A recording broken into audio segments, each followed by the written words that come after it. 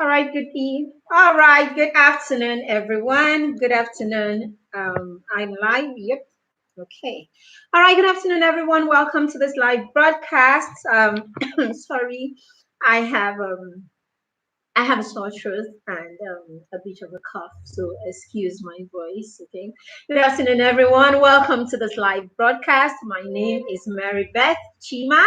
I am the convener of the Parenting Through Mentorship group community on Facebook and on Instagram and YouTube. Welcome to this live broadcast. How are you all doing? It's December. It's that time of the year where we are all winding down. We're all um, doing a lot of evaluation and going back and looking back at how the year has been and then preparing for the new year. I hope you and your words are doing great. All right. So if you are with me, excuse my voice. If you're with me, let me know that you're here with us. Say something in the comments. Let us know we have got company. Let us know where you're watching us from. And then let us know if you're catching the replay, if you happen to be catching the replay. Welcome to this live broadcast. Today we are going to be talking about how I can help my child. I mean, it's titled Help, or how can I help my child to hone their gifts or their talents. Okay, if you've been following me on the street or if you know me, then you would know that this topic is something that is very dear to my heart. You would know that this topic is it's a big one for me. It's a huge one for me. The whole idea of helping our children hone their talents. Okay. It's a huge one, and I think it is something that every parent needs to take very, very seriously. Okay, I want to make sure that this broadcast today is not too long, so we need to go right into the topic, and we'll try and finish on time today so that I can get some rest and you can go back to your work or whatever it is. All right, so let me start this way by saying something that what's his name? Robert Kiyosaki said a lot in his book, Rich Dad, Poor Dad. I read that book with my son. We read that book for over 3 months. About 2 months. My son and I read that book together. Like we took our time to digest that book. Okay. In that book, Robert kept on saying over and over again that education, a formal education, or what you call a formal education, schooling, okay, what we erroneously just call education, would only take your child, as far as it can only take your child's thoughts far. It can't build wealth for your child, right? You need much more. Basically, you need much more than an education or than a basic formal education, than a formal education. Basically, you need more than that, for you to raise a child who is wealthy, a child who can impact their world, make a difference in the world, change the world, and all of that. So it takes much more than just an education.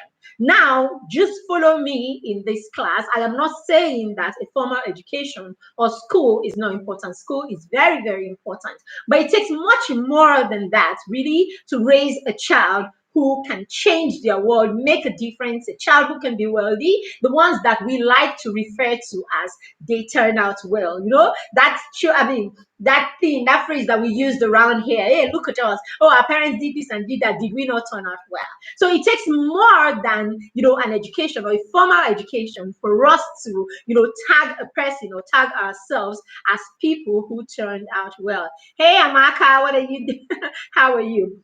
All right, so it takes more than a formal education to tag yourself, tag a child, or tag anyone as someone who turned out well. All right, so that's what we're going to be talking about today. So as I said, Kiyosaki said it takes more than this, and I have looked a lot into this. I'm an educator, right? I'm a trained educator and all of that, and I have looked a lot into education. I've looked a lot into the the mindset behind education, the mindset behind sending people to school, and what schooling is supposed to achieve. And I tell you, I promise you, education is not enough. The formal, the schooling that your child gets in school is really not enough. As I say to the children, it is okay. Let me say this way to you. So, an education for me, okay, through my studies, okay, and through my studies and training, I've come to realize that an education is something that will create a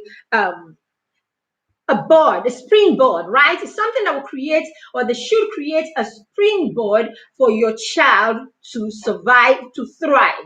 Okay, so an education is supposed to be, or it is, a springboard. So yes, your child will have to show up someday. Your child will have to show up someday in a career, in their purpose, in a career, in whatever aspect of life. They will have to show up one day, and the opportunity to show up, or the platform where they show up, where they show up, right, will only be available to them if they have an education.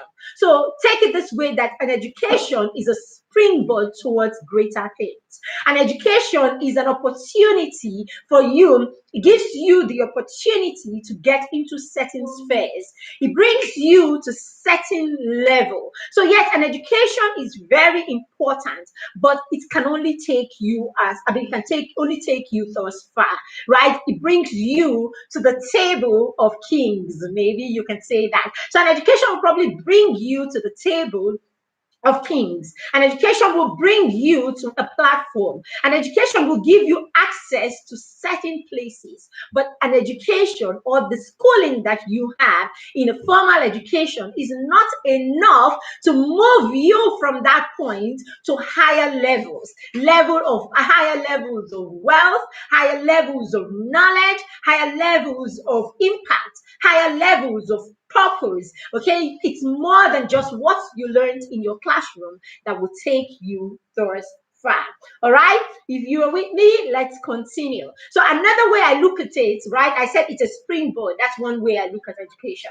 A second way that I look at education is, I think education is a tool. Okay, the schooling that your children have, the formal education that our children have, is actually, for me, is actually a tool, right? Is a tool that will help your children navigate the world. So it's a tool that will bring your children to the point where they have other things, or where they can access other things that will help them thrive, or will help them navigate the world effectively.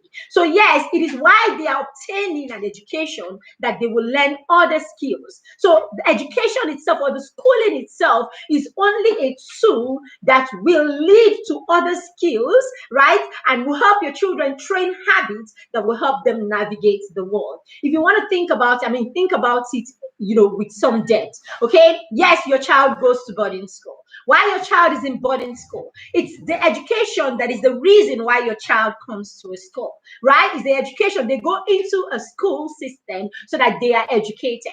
But while they are in that school system, they're expected to learn skills. They're expected to train habits that will last, learn skills that they can convert, right, into life saving, or into life that they can convert into different areas of their lives that will help them navigate the world effectively. So yes, education is a tool. Okay, now if we understand that education is just a springboard, education is just a tool to other things that our children need to navigate the world, or need to thrive, or to impact the world, then let me ask the question, why then do we spend all our resources, all our time, everything? Why then do we put so much emphasis on education, and we forget every other thing?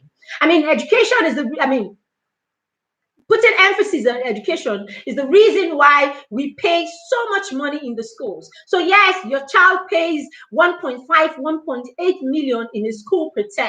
Your child pays 4 million, 5 million, 6 million, because you're trying to get them an education. All right, so they pay this much to get an education. They come home, you have extra extra lesson teachers teaching them and all that. So at the end of the day, all that we're concerned about, if our children are not learning biology and physics, chemistry and history, math and English, if they're not learning that in school, we have an extra lesson teacher that is teaching them that. Okay, and after that, we tell them to go and study. So the children spend they spend 3/4 of their time, okay, of their entire time learning, the academic part of their education. Now, if we are saying that this part or this type of learning is only a springboard, if we are saying that this type of learning is only a tool to helping them learn the skills and the habits that will help them thrive, then why do we focus so much, or why do we pay so much attention only to this part? As I said before, I am not trying to say that an education is not important, or a formal education or education in a formal setting is not important. What I'm saying is it is just one part, one tiny little part of your child's holistic education. It is only one tiny part that will contribute to your child being a wholesome human being. Now, if this is a fact and you agree with me, then you should agree with me that we shouldn't give the kind of attention or all the attention that we give to a formal education or the academic part of our children's education. And you would agree with me that we're giving too much time to it and we're neglecting other things that are very, very important. Now, let's look at some of the ways, right? Let's look at some of the ways that we can help our children on other parts of their lives beyond their education. For instance, there are skills that children need to learn, right? There are skills that children need to learn, that when they learn these skills and they imbibe these skills, it will help them build their character. It will help them build their character. It will help them build other skills like social skills, emotional skills, problem-solving skills, executive functioning skills, and all these other skills, right? These skills are ultimately what we're trying to train in our children, really. And education is simply a tool that should help us achieve these skills in our children. So in the classroom, when I'm in the classroom and when I talk to people about what the classroom is supposed to serve, I always say to them, when your child is doing the math, the physics, the chemistry, and all these other subjects, the idea is that your child is building all this other character, is building their character. Your child is building all these other skills, okay, while the child is trying to learn math and physics, chemistry, and all of that. But the problem we have around here is most times we focus on the content. We focus on the content of that of this subject, and we forget that the content is supposed to lead to certain skills. Now, this is the reason why you are helping your toddler, you're helping your toddler or your young child in year 1, year 2, you're helping them, supporting them to do their homework, or you're supporting them to do a project. This is the reason you are yelling at them. This is the reason you see teachers in school. We know of what we see in recent videos these days. You see in videos these days where you see teachers whooping children, beating them, insulting them, and all of that, just simply because they cannot achieve a problem. So you see, our focus is on your victory, or our focus is on you solving that problem, as opposed to the skills that solving that problem is supposed to help you get, right? So it's the reason why, as a parent, you tell the child, okay, add it, 5 plus 4, and the child adds it, and the child pulls 8, and then you give the child a slap or a knock. Will you look at that thing very well? Because you are more concerned, okay, about the content of that lesson, as opposed to the skill that your child is supposed to learn while the child is doing that sum or whatever. So if you have given the child 5 plus 4 and the child goes 8, this is what it's really supposed to be, or this is what education is meant to achieve. It is meant for you to tell the child, okay, I need you to calm down and look at that problem again. You need to look at that problem again and see if you actually paid attention. What are you trying to do? You're trying to help the child build patience, right? You're trying to help the child build patience. You're trying to help the child become more careful, pay attention, right? You're trying to help the child pay attention. You're trying to teach the child to go back and look through the work that they've done and ensure that the work that they've done is excellent excellently done. The child has probably written the number haphazardly, and you're saying, look at that, the number 2 you wrote there. Are you sure there is nothing you can do to make it look better? And then the child erases it and then writes it carefully. What you're trying to teach the child at that point is excellence, putting your best foot out every time. So this is what education is supposed to achieve in those sums, in those problems, in those arithmetic problems that the children are solving, in them learning the periodic table, in them learning about the history of the world. The children are supposed to learn other skills. It's other skills that we're building through this, but we keep focusing on the content and we forget the skills. That's the reason, as I said, you are yelling and you are beating your children. It is the reason the teacher is yelling and beating the children. When I meet children like this, my heart goes out to them, because hey, they go to school and one adult is there screaming down their throat, screaming down their neck, and not applying what they should apply to help the children learn. And then the children come back home to you, and then you as a parent, you are doing the same thing. So at the end of the day, really seriously, you think that child can achieve the purpose for education? No, that child is not going to achieve the purpose for education. What that child is going to do is the child is just going to go ahead and cram and cram and cram, because hey, all that you are interested in is that the child is able to solve and give you an answer. This is the reason why our children cheat in exams. This is the reason why we pay invigilators. This is the reason why the people who have the audacity to stand in front of our children and stand in front of you as parents and say to you, you need to pay examination, you need to pay for special, I don't know what people call it. That's money that you pay so that they can help the children pass in magic centers and I don't know what, all those centers that you call. So it is the reason why you will pay for your child to get into a school. It is the reason why you will pay for your child to pass an exam. It is the reason, because you are focused on that end result. It's the reason that you drag your children through all kinds of rigorous activities just because you want them to get in a particular place, okay? Because you are focused on the end, the end result of that education, as opposed to the process of that education and the skill, habits, and all that your children are supposed to obtain in the course of the education. So yes, a formal education, or what we call schooling, is just one of the things, is just, by the way, it's just one of the things that our children will need to succeed. It's just one of the things that our children will need to thrive. It's just one of the things that our children will need to navigate their world. It is not all that they need. All right? So beautiful. Now let's talk about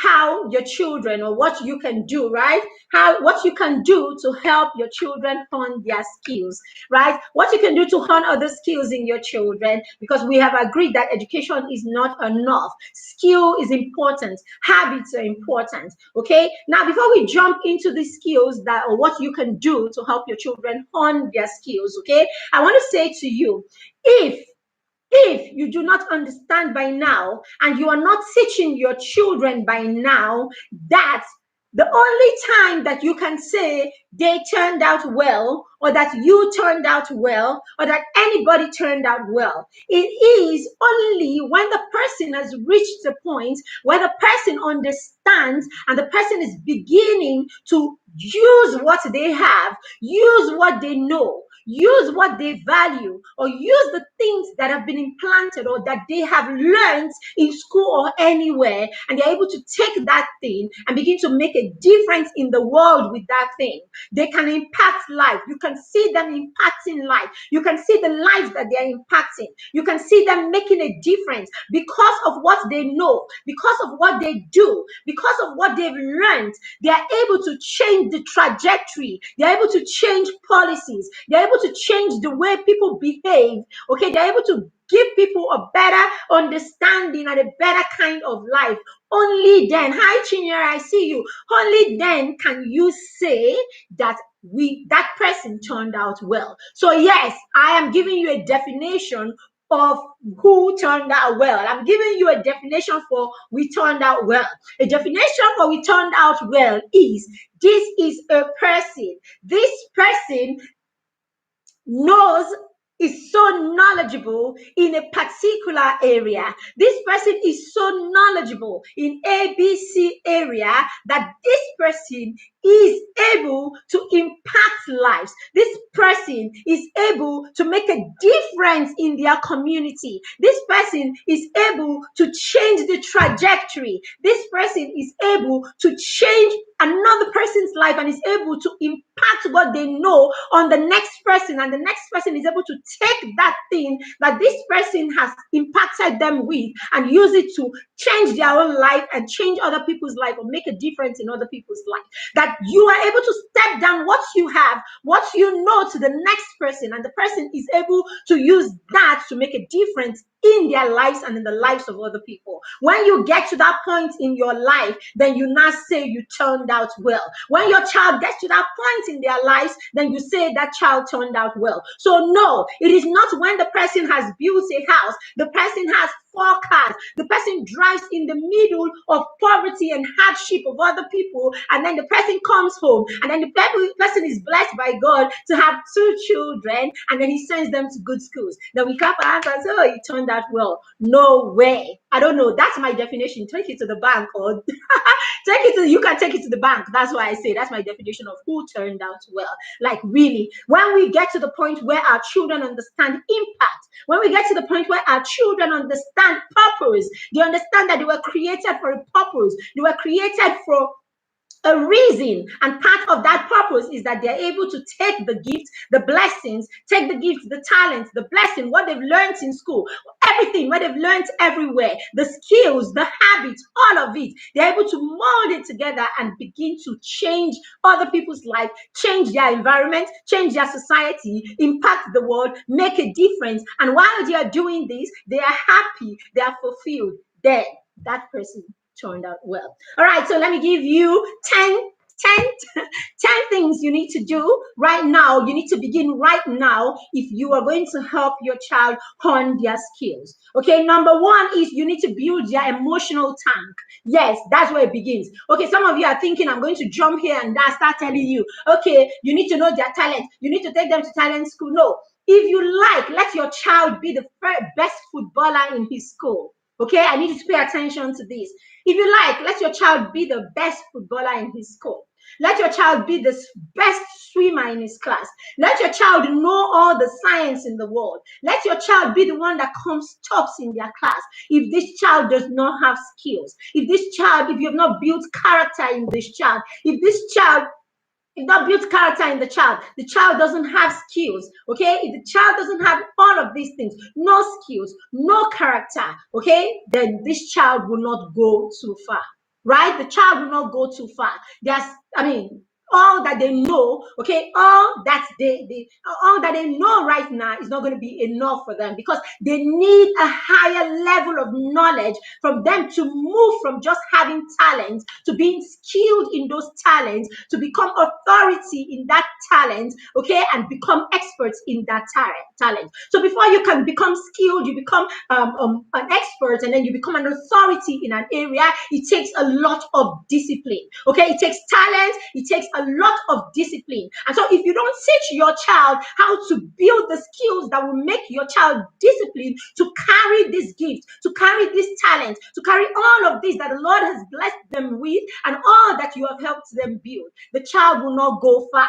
Okay? The child will probably just carry this through primary school, and by the time they get to secondary school, they begin to lose it, because probably in primary school you were there to guide them, you were there to prompt them, you were there to push them and all that. So they go to secondary school, they become teenagers, and you get to that point where the torso of what I want, what you want, don't push me, don't do this and all of that, and the child cannot carry it on their own, because all this while you have practically been holding their hands and pulling them and dragging them. So at that point, the child will not be able to move on his own. So it all begins to go down at that point. Okay, even if your child sustains it at this point, but they don't build character and they don't build all these other traits that can help them carry what is within. They want to be able to obtain a higher level of a higher level of knowledge that will move them, to the level where they become authorities and begin to impact life and make a difference in this area. So yes, you need to help your children. Hi, Rachel, I see you. All right. So you need to help your children build all of these. And for you to do that, one of the things you need to do is you need to build their emotional tank. How do you build their emotional tank? It begins right from the cradle. If you follow me a lot, you will hear me say a lot of things begin from the cradle. A lot of things begin from the cradle. Yes, from the cradle, right from when your child is tiny little baby crying up and down. That's where you begin to start learning how to keep your emotions in the right place. That's where you begin to learn that parenting is about you. That's when you begin to understand that what this child is going to be, everything that this child, the character and everything, the behavioral traits that you will see in this child is going to be dependent on you. So what you give is what the child will have. I mean, we've had cases, in recent times, the bullies and all of that we're talking about. In all of these, without meaning to criticize anybody, we keep forgetting that children are not born. Children are not born bullies. Children are not born hateful. Children are not born aggressive. These children learn. Okay, I have said this many times that when a child is born, the child comes with an empty. It comes like an empty flash. Okay, the child comes with an empty flash drive. Nothing is up here.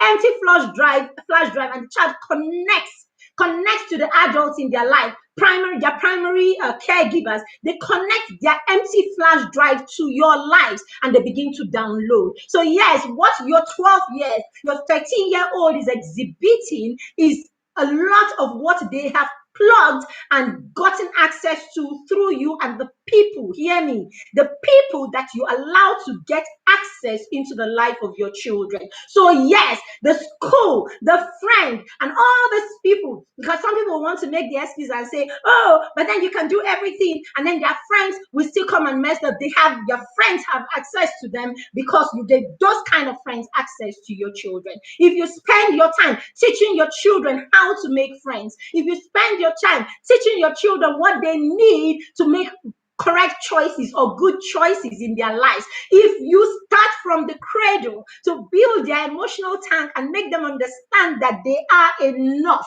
they don't need to attach themselves to a kind of person to feel like they are more. They don't need to attach themselves to people who are toxic for them to feel that they are more. Teach your child to be enough in himself. Teach your child to be content with who he is, such that he's able to walk away from what isn't him. He's able to walk away from what does not resemble a trait that should be found in his life. When we're able to do this as parents, we'll find out that our children will be trained in making good choices. Okay, and so we cannot come with excuses like, oh, the society or the friends are teaching them. The friends teaching them and the friends having access to your children is because you allow those kind of friends to have access to the lives of your children.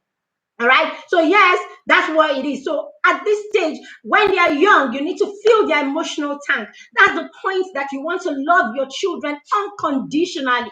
You love them for who they are. You love them with their mistakes. You love them with their ills. You love them with whatever challenges they came with. You love them anyway. So when you love your children, you don't see the mistakes. I mean, when you love your children, you don't judge them by their mistakes or judge them by their acts. You don't judge them basically by their mistakes, by their act. The child is a constant. You love that child. And so you're able to deal with whatever mistakes they make. You're able to deal with their actions or the things that happen around them or the choices that they make without dealing with the child, without allowing it, right?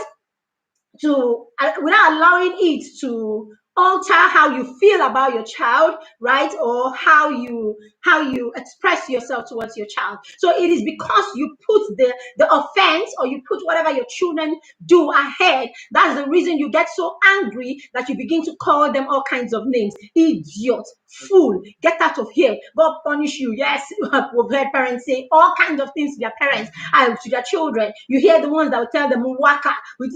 Parents say all kinds of things. Amosu, idiot, ekwensu, all kinds of things. We call our children all kinds of things because hey, we allow whatever it is that they've done. We allow at that point it's the offense. We see our children with the eyes of the offense. right? We see our children with the eyes of the offense. If they are doing good, then they are good people. If they are doing bad, then they are bad people. No. If you, as a parent, can separate this, your child is a constant.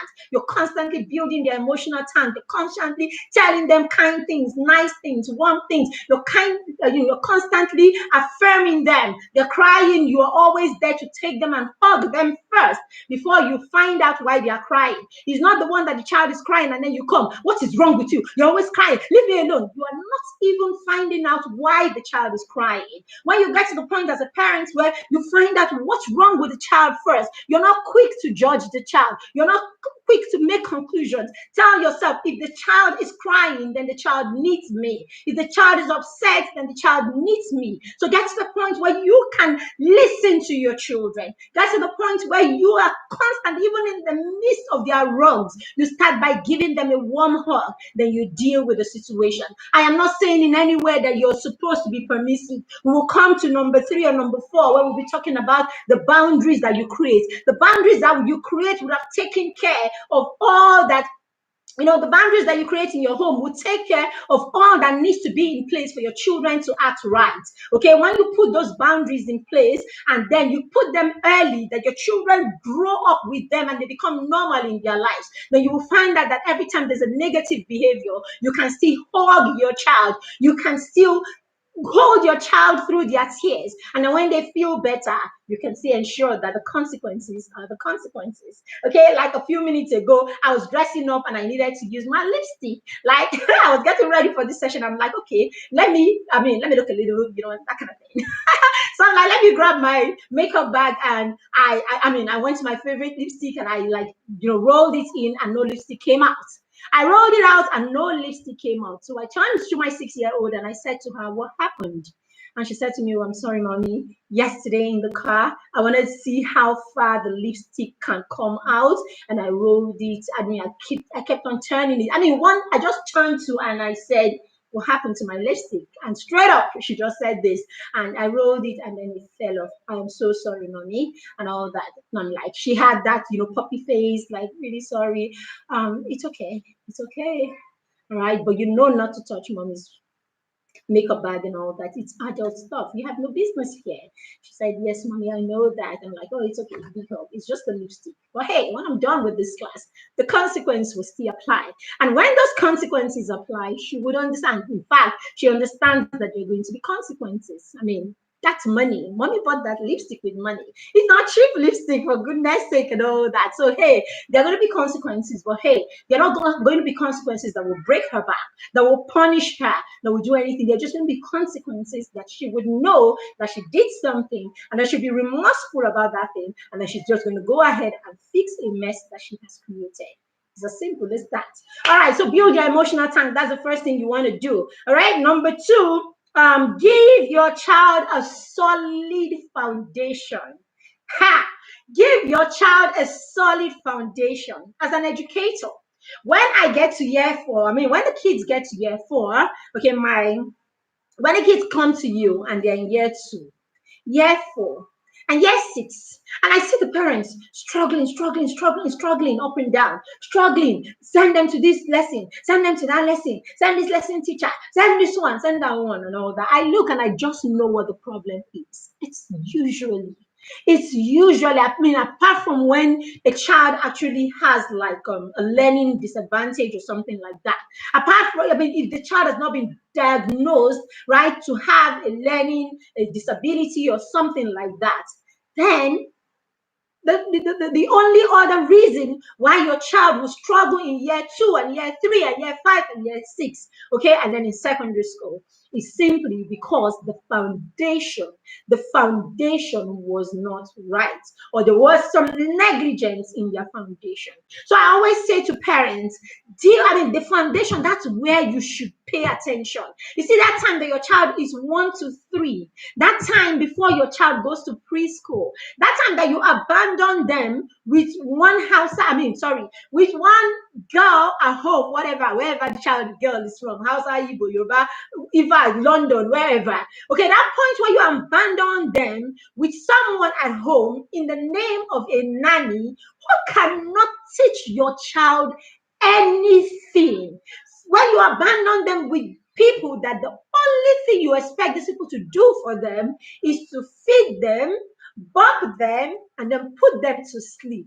Okay, at that point in your mind, on your mind or somewhere, you actually feel that the child is so little, the child doesn't have any need apart from to eat food and then to go to sleep.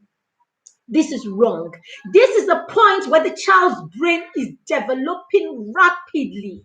This is the point where a lot of sensory stimulation has to happen in the life of your child. Yes, this is the point where there is hardly any stimulation because the child is with people who do not even understand what it means to have a child, apart from or be with a child, apart from to make sure that the child eats food and sleeps. This is the point where the child needs to, oh God, there's a lot of sensory engagement that should be happening. Yet, this is the time that your child's brain is alert to sounds, is alert to what's happening in his environment. Yet, this is the point where they stay with someone who can do nothing for them. And then when you come back, this is the point where you get back to the house. And when you get back to the house, all you're doing is yelling.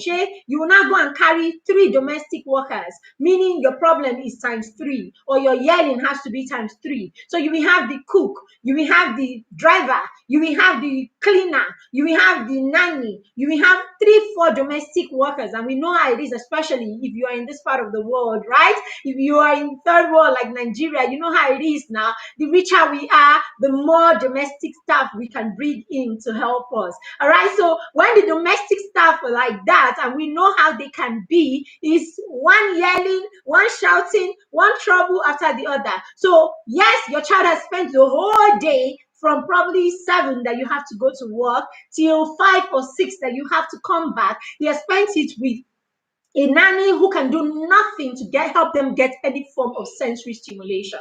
All right, the child has spent half the day, or in fact almost the entire day, to sleeping, because all that the nanny is concerned about is putting that child to sleep and making sure that that child stays sleeping so that she can do the chores and other things in the house, isn't it? And then after that, you get back at 4, 5, 6, or in some cases even at 7, and then you spend the next 1 hour after you get back yelling and shouting instructions all around the place to everybody. As I said, the more workers you have, the more the shouting and all of that. So at the end of the day, this child's brain is alert and is soaking up everything in their environment. And what do you have in your environment that you are giving the child? The only thing you have in your environment giving this child is yelling and shouting and insult and all of that. And then after that, you come in, the baby is there lying down, or the baby is there trying to, get your attention. Then after giving all the instructions, you have your bath, you lie down on the bed, and you grab your phone. Time to call Funke, time to cry Ineka, time to call mommy, time to call everybody, or time to work on your computer, or time to just go to Instagram and binge.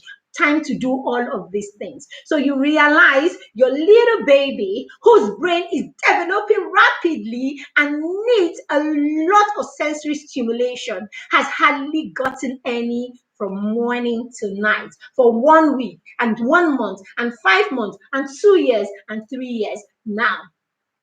Fast forward, the child is 8 years old, and then you're complaining, Miss Perfect, I don't understand. He doesn't understand anything. He doesn't understand. No, he will not understand anything. He will not know anything. He will struggle with everything, because at the point where the brain was developing rapidly and needed a lot of stimulation, you had him staying with Adiza, who takes care of him from morning, and then you came back and you yelled, shout. So you did not stimulate the child. You hardly did stimulate the child. So yes, a lot of foundational errors. Sorry, 1 second. It's okay, you can go. It's okay, baby. I'm in class.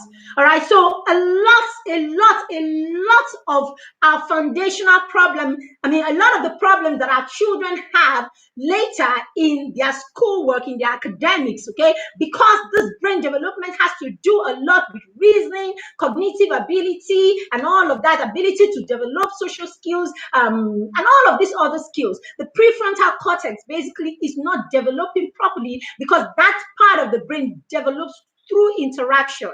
Okay, that part of the brain develops through interaction, and how you react to it is a relational part of the brain. Okay, the brain really is a relational organ, so it's how you relate with your child, how you relate with a child that will help the brain develop. So if you're not relating with the child, I mean, you have let the child with Adiza the whole day. I mean, Adiza has tried her best to make sure baby is not crying and baby is eating a lot of food and baby is sleeping, and you are fine with that. Okay, and then after that you come back and you are yelling for everybody in the house and talking and all that. Then after that you are with your laptop, or you are with calling Funke and calling everybody, all your friends, you're catching up and all that. Baby is lying down on the bed, wants to play, you don't even have time, nothing. So at the end of the day, as I said, 1 week, 1 month, 2 months, 5 months, 2 years, 3 years, and all of that, before you know it, your child is 3 years and the child has lost all that developmental growth, okay, that could have happened in that stage. Okay, now another child is somewhere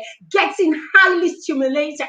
Another child is somewhere with another parent. Another child is somewhere in another part of the world. This other child in another part of the world, or with another intentional parent, is the child that's going to be your child's competition. And when I say competition, I'm not saying competition in a wrong way. I mean, they're going to be standing for the same kind of jobs. They're going to be standing on the same kind of platforms. They're going to be standing to impact the same group of people. They're going to be standing to make a difference with the same group of people. And then you think that this child will be able to compete with this child that has been stimulated from day one. No, he's not going to be. So yes, if you want to help your child hone their skills beyond what you put them in the classroom to do with their teachers, then you need to make sure that their foundation is solid. And a solid foundation starts with you, especially between when your child is 0 and 5 years old. 0 and 3, very crucial time. Up to 5, very important time. And then the first 7 years of your children's life. These are the period in your child's life that you do not play with. So most of what will happen after your child is 7, most of what will happen when your child is 10, 12, 15, and 20 has already been settled between when your child is 0 and 7. So yes, if you're a toddler parent, I love to work with toddler parents because there's so much we can do together.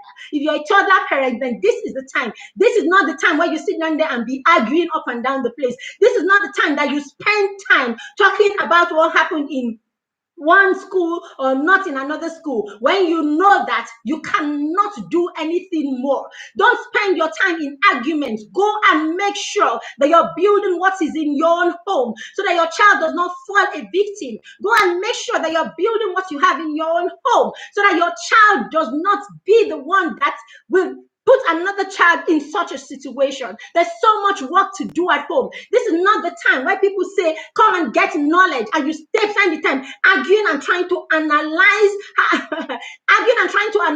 why, oh, this one, don't I know her? What is she trying to say to me? I said to my husband the other day, I have superior knowledge in parenting. Why do I have superior knowledge in parenting? Because I wake up every day and I am learning. I am learning from people with superior knowledge. I am studying to obtain superior knowledge. I am doing everything. I am a scholar. I'm a parenting scholar, basically. I am improving my knowledge in this area every day. So no, we cannot be equal. We cannot be the same. Okay, we cannot be the same because I am getting superior knowledge. It is the reason that when your child is sick, you do not keep them in your house and perform an operation on them. You take them to the hospital and you gladly hand them to the hands of a doctor. Why are you doing that? Because you know that this person has superior knowledge. Or don't you serve God? Do you not have God? Do you not serve God? We all serve God, but we know that there's someone that has superior knowledge. And why does this person have superior knowledge? Because this person is learning constantly. This person is having experiences constantly. This person is learning from a higher knowledge area. So yes, this person is more knowledgeable. So yes, parents, if your child is going to be any better, if your child is going to have a smooth, if you're going to have them hone their skills, if you're going to have them become, thrive and all of that, then you need to build their foundation and you need to start right now. Number 3, you need to connect with your child, listen to your child, speak with your child, see your child. If you're not connecting with your child, a time will come you will not be able to influence that child. Yes, when your children are when they are 2 months and 5 months and 1 year and 3 months, you give them instructions. When they are 4 years and 5 years, you still say to them, sit here, and they sit. You still say to them, don't do that, and they don't do that. By the time they become preteens, they begin to question some of your instructions. They begin to question some of the things that you ask them to do. Okay, and then by the time they become teenagers, they begin to pick what you ask them to do that they think is necessary, and they abandon what they think is not necessary. I was in a summit last weekend, and somebody said that one of the biggest problems that we have today is that we have ignorant parents. We have ignorant parents who are raising highly intelligent children.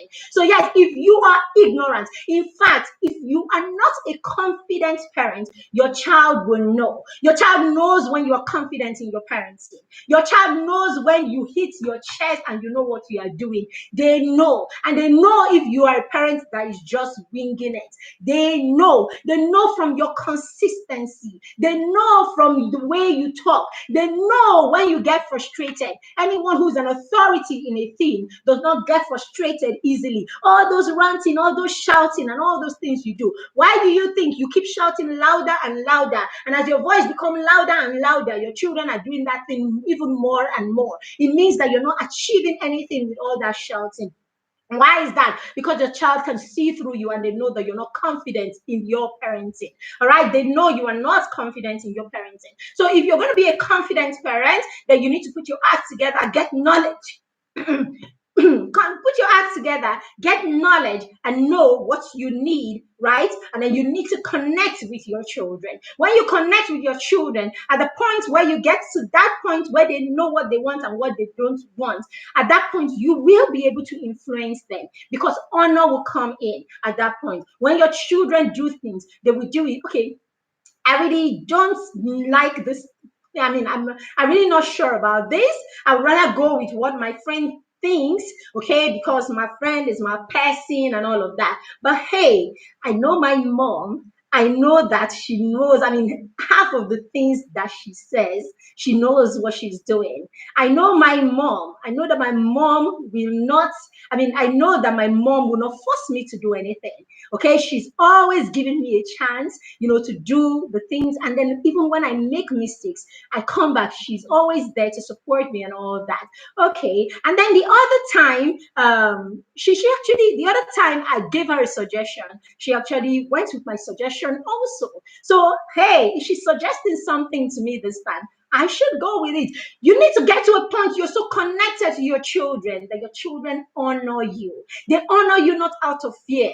They honor you not out of obedience. They honor you because of what you share, because of what you mean, because of how they trust you, because of how they trust you. And that's only because of how you have shown them that you also trust them and you've not judged them. So no, your children will not judge you because you don't judge them. So honor becomes the currency that is flowing between you and them.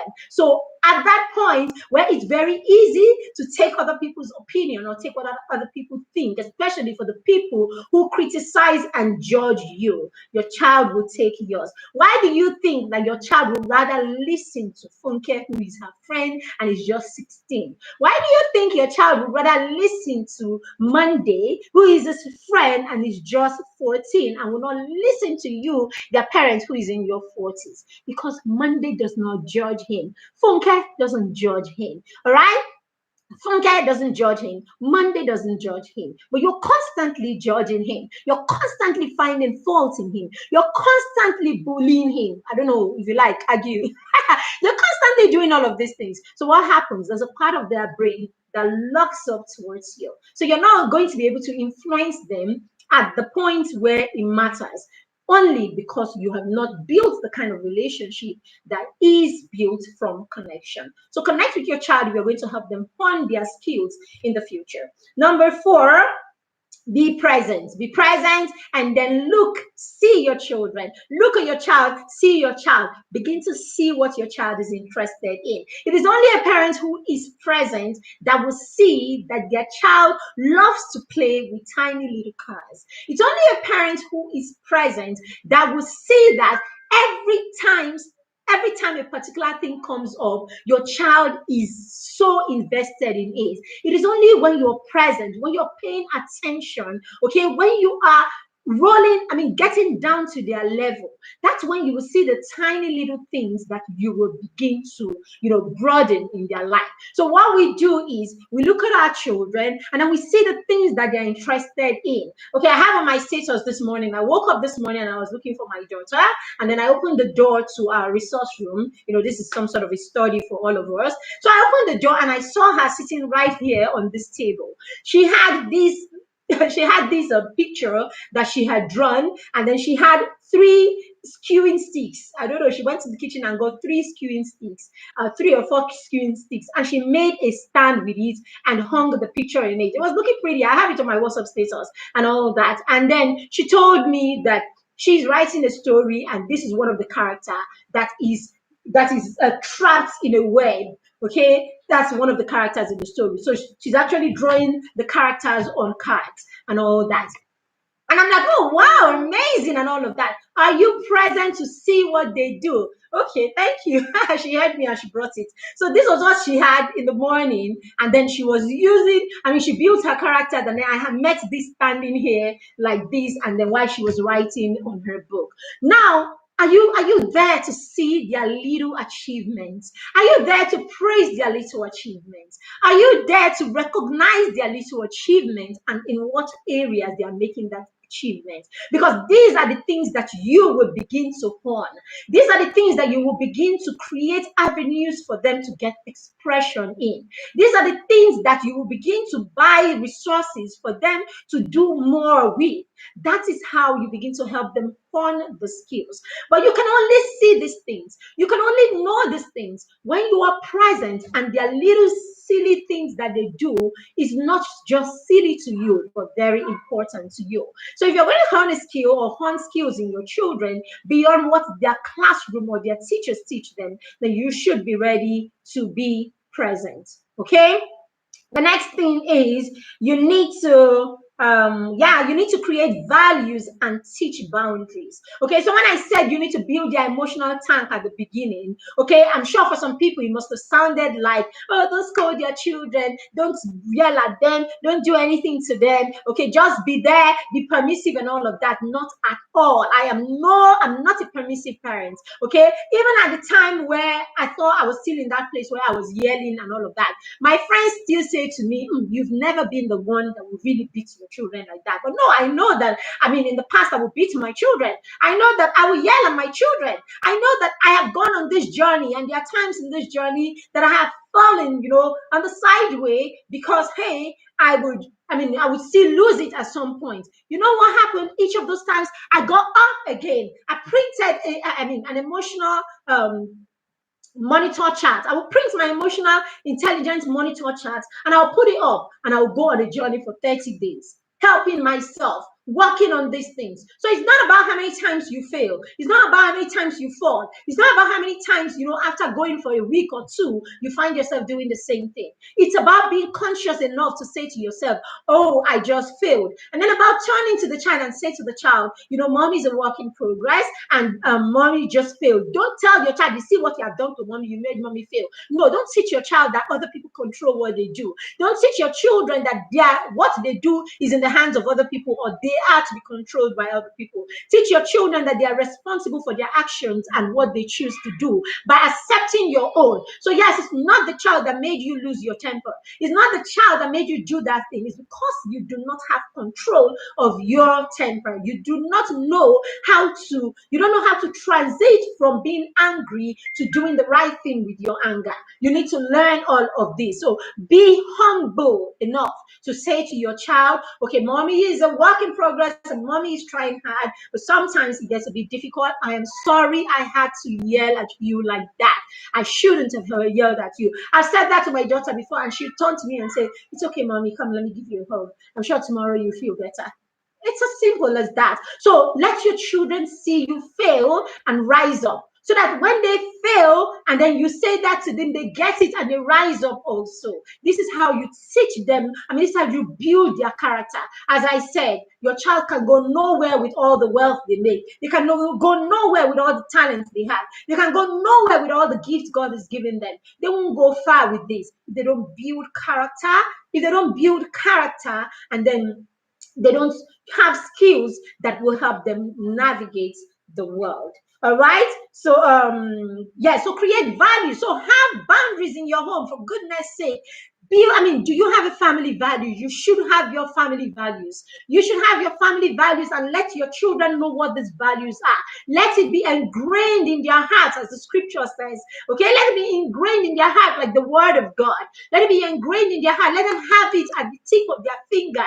Let your children be able to talk about your family values. Be able to refer your children to their family values every time something is not going the right way. You should be able to say to them, is this in tandem? Is this in line with your family value? And then they should be able to tell you what value they've just gone against. This is how you will help your children stay grounded. This is how you will help your children self-correct. This is how you will teach your children to be remorseful about the things that they do.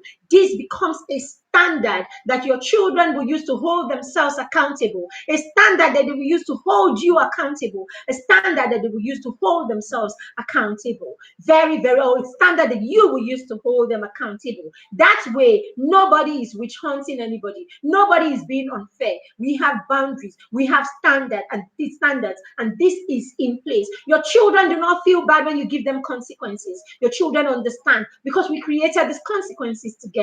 We agreed on this policy. What are our media policies? What are our policies about sexuality and all of that? What are our policies about media? What are policies? What are the policies you have in your home? What are the policies that you have in your home about dating, when your children should date and all of that? What are the policies that you have ingrained in your children right from when they were 1 year old all the way? No, have these policies and your children will not deviate from them. Even at the point where they begin to question them, they will question them from a place of respect, from a place of reasoning, and then you can sit down and have a conversation again. Why would you be able to do this? Because you've always had a conversation right from the beginning.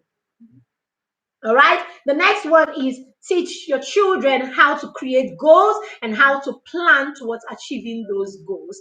I said my son has created plans right from when he was 7 years old. So by the time my daughter was about 3 years old, she started joining us in creating our goals and then plans and then all of that. Now, this is the reason my son is having a vision board party in 3 days' time on Sunday. Okay, he wants to gather children and help them begin to use vision board as a tool to create plans or to create goals and then create plans that will help them achieve these goals. Okay, what we don't know as parents is what we don't know, and one of the reasons why our children do not become self-sufficient or be able to self-direct. One of the reasons they continue to depend on us. One of the reasons they don't try to start making informed decisions early. One of the reasons our children do not begin to talk about substantial things.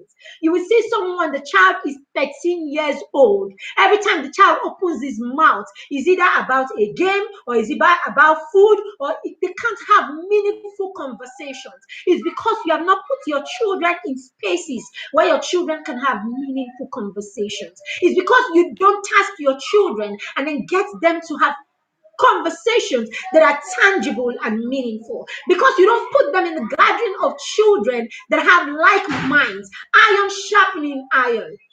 The only kind of gatherings we take our children to is either church, or we take them to school, is either church, school, or party.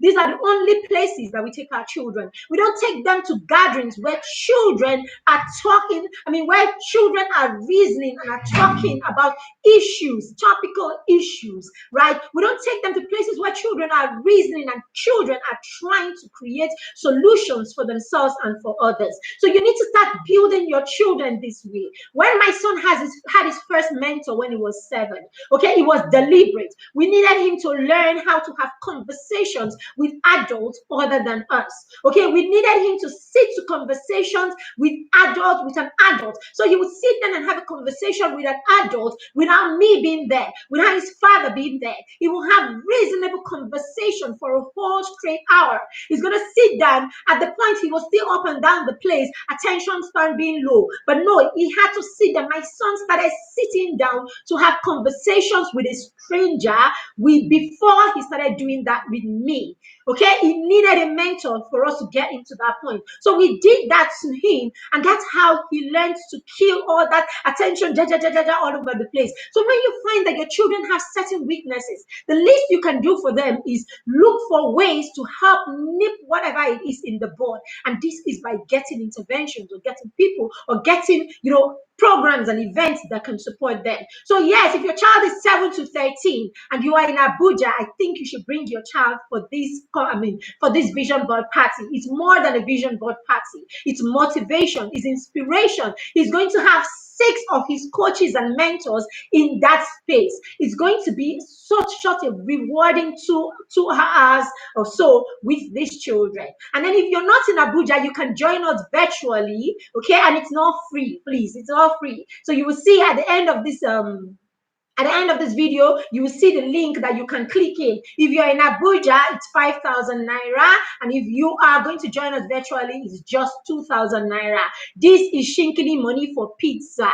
Come and use pizza money to help your child gain knowledge and change the trajectory and their mindset. Let them begin to think of themselves as more. You use this money for pizza and you use this money for all kinds of frivolous things. Use it to help your child get knowledge. It is not too much. And why they're doing this, in fact, that money is actually, most of it is for the vision board that they'll be creating. Okay, vision board. We're going to have a lot for them to eat and drink. Don't worry, what you're paying is not enough for this program. But hey, this is our son's way of giving back. This is our son's way of impacting. This is our son's way of sharing the knowledge that he has. And his birthday is just the next day. So yes, we try to look for what to do that is remarkable at important milestones of our lives. So when he turned 10, he started writing a book.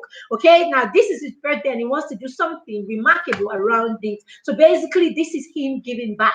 If you have a child, then don't let them miss this vision board party, whether virtually or in person. All right, I don't know if we'll be able to finish all that I have here. I don't think we'll be able to finish all that we have here. Let me see if I can pick. I have 10. I think I've done just 6. Okay, teach skills. Okay, teach your children skills and trade habits and skills that they can take from one point and replicate wherever they find themselves. Okay, habits that you train your children in your home. Train your children to be assertive in your home. Train your children to train them to speak up wherever they find themselves. Train your children to know that there is no one who has your life in their hands. Train your children to know that a 16-year-old can do nothing to you. The only reason they will do anything to you is because you choose to be quiet. Train your children to journal. Why would you send your children to boarding school and you will not even teach them how to journal right from home? Right from when your child is 6, teach them to begin to write down the happenings in their lives.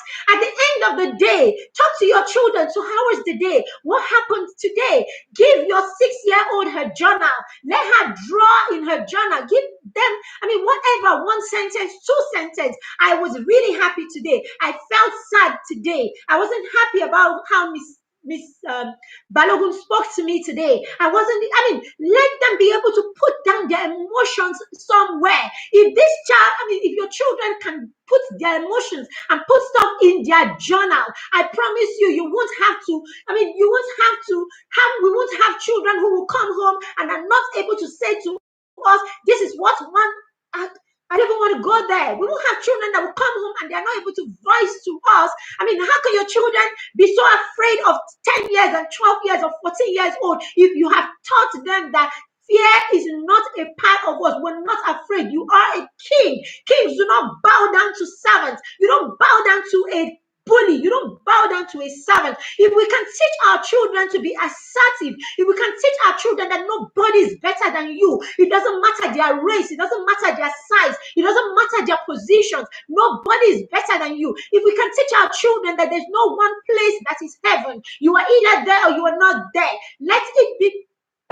If we can teach our children to be assertive, we will not have to deal with a lot of the things that we deal with. Let your children pen down their emotions in their journals. When my son wrote his book at 10, he didn't have to sit to that book for a long time. When he started to was to open his journal. His book came from his journal because he's journaled since he was 6. For crying out loud, do not send children to school if you have not taught them how to recognize their emotions, how to pen down their emotions, and how to deal with their emotions. You need to equip your children with skills before you dump them in places where you think other people will give your children skills. I laugh when I hear parents say, oh, he has gone to school and then he came back. Now he can do this. Now he can do that. Now I can say, what? What are you talking about? No, your children should go to school and come back and give you reports of how this person was shocked that I could do this. That person was shocked that I could do that. This was shocked that I could do this. I was having a conversation with Wendy the other day, sometime last week. And in that conversation, we said, the reason that some of our children attract attention to themselves when they go to boarding school, the reason why some of our children are picked upon, the reason why some of our children become victims is because of the things that we do not teach them before they leave home. It's because of the things that we put or we do in their lives that make other people get attracted to them. Okay, I'm not talking about any case in particular. I'm not referring to any case. This is general. Okay, your child goes to school and then it is your child's turn to wash the toilet. This child cannot even wash a toilet to save his life. So of course, he attracts a bully to himself, or he attracts that. So your child goes to school and the child cannot even sweep the room or wash the toilet to save his life. And then because of that, one senior begins to talk to him, and then another person talks to him, and before you know it, he has a nickname as a lazy one, the one that cannot do this. So and for you didn't bother to teach him this. You sent him in boarding school to go and learn how to. So when you go there, you are the reason that these people become attracted to your child. You are the reason that your child calls negative attention to himself. Because why? The other 2 junior students in the room can sweep and can mop and can do their stuff. Your child is all over the place, cannot do anything. So you see how you call attention to that child. Right? Then 2, your child is the one who goes to school with all kinds of, I didn't even know that there are schools where children still go to provision and all of that. Because I know in most schools these days, you go with nothing. The school gives you everything. Right? Now you send your child to a school and just simply how your child looks is a reason for people to turn their attention to the child. Okay? Then some of us, we send our children to school because we are used to bragging. We're used to bragging. We are always saying to people, do you know who I am? Do you know? So you teach your children about how to brag about who you are, who their parents are, and all of that. So they get into school, and that simply becomes a reason why someone turns their attention. I am not saying there's any excuse for anyone to turn their attention, but parents not be the ones that will set our children up for unnecessary attraction. Equip your child with what they need to thrive. Let your child be that junior student in the room that no senior wants to be moved out of the room because the child is almost indispensable. And then teach your child to be assertive, to know when he's being used, and to be able to, to be vocal enough to say to you in those letters that they write to you, in those phone calls that they make to you, and through those, through those guardians or house masters and whatever that you have. And then if nothing else, let it be right there in their journal, because you have taught them how to express themselves in a journal. So when you walk in on visiting day, the child will probably have forgotten what happened, will probably have gotten over it, will probably have gone beyond, have dealt with it. But no, his journal will still tell you the journey that has happened with your child even while you are not there. That is the essence of a journal. I don't have, when I see when my children, my friends' kids are going to secondary school, the one thing that I give to them is a journal. The one thing I give to them is a journal. And I try, if they're close enough, or if I have the opportunity, I try to talk to the children about why journaling is important, and I'm hoping that their parents, will connect and see why they can hammer on this, So basically, equip your children to thrive. It is your responsibility. The school will educate your child. It is your responsibility to parent your child and to equip your children with survival or skills to thrive. When they go to school, the school teaches them how to survive. Yes, it teaches them how to survive. A lot of the things that they do there is just survival skills that your children are getting. But no, this is not the century for survival. What we do in this part of the world, Nigeria, almost all of us, a huge percentage of us are just going by, practically surviving one day or the other. No, that's not what you want for your child. You don't want a child who practically survives through their life. You want a child who can thrive. And if your child is going to thrive, parents, it is on you. You will have to teach them the skills that they need to thrive and not just to survive. All right, I'll just take one last one. Help your child create and build a solid portfolio. If you want to help your child hone their skill, then you have to. By the time your child is 12, 13, 14, you should have narrowed down. Yes. By the time your child is 12, 13, 14, you should have narrowed down to one or two skills that this child is great at. Okay, one of that, and then you give them expression. Hone it, give them expression, get them experts, push them, as in support them, let them keep getting higher. So I had this conversation with my son recently.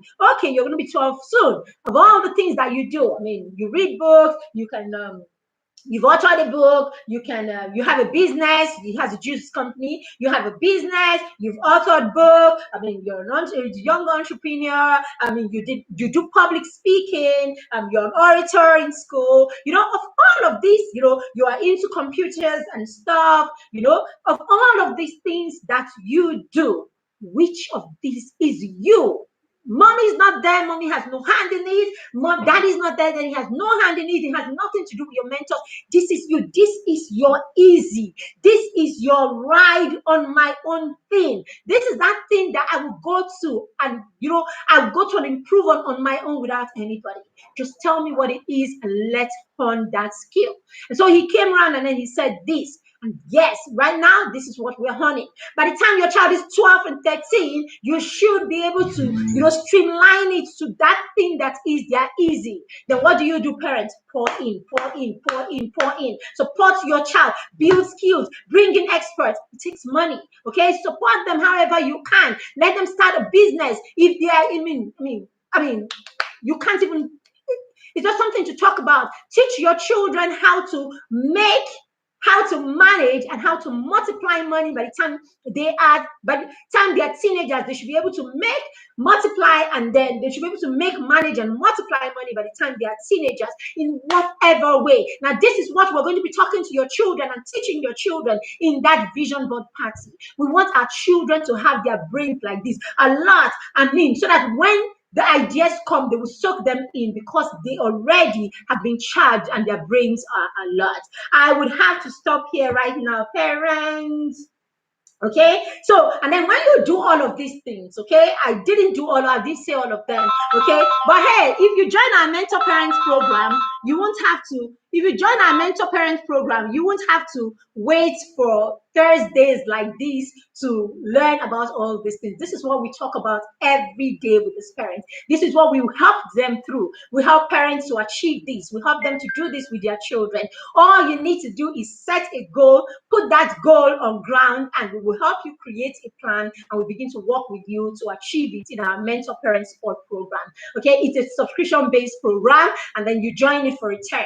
Okay, term is about 4 months, and we're with you, for those 4 months, working with you to achieve your goals. So thank you very much, parents. When you're able to do all of these things, I promise you, by the time your child is of age, you're able to set the child and then let the child go out, and then you can go to sleep.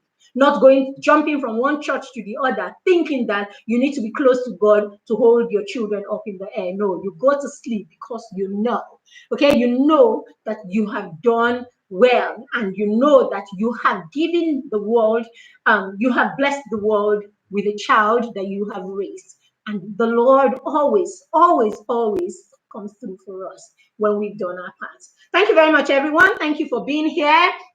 Thank you for those who joined. I see Inya, I see Lami, hi sis, I see Chinyarabina, I see. So if you're here in the background, if you catch the replay, thank you for joining us. If I can't see you, I haven't mentioned you, thank you for joining. And then if you want to be a part of the Vision Board Party, for your niece, your nephew, your brother, your sister, your child, whoever, please just send us a message or put it right here. Okay, Vision Board Party. And then if you would like to join our mentor parent program, this one is huge. Then send us a message also. Thank you very much. And hey, we have a promo that is going to go down very soon. All our books are going to go for just 10,000 naira. Our planner, the journal, mentor parents, bedtime stories for champions, and Kamsi's book. All right, these are all our publications, and ordinarily this is supposed to be 3 times 5, 15,000, but we're going to be giving all of them out this Christmas season for just 10,000 naira.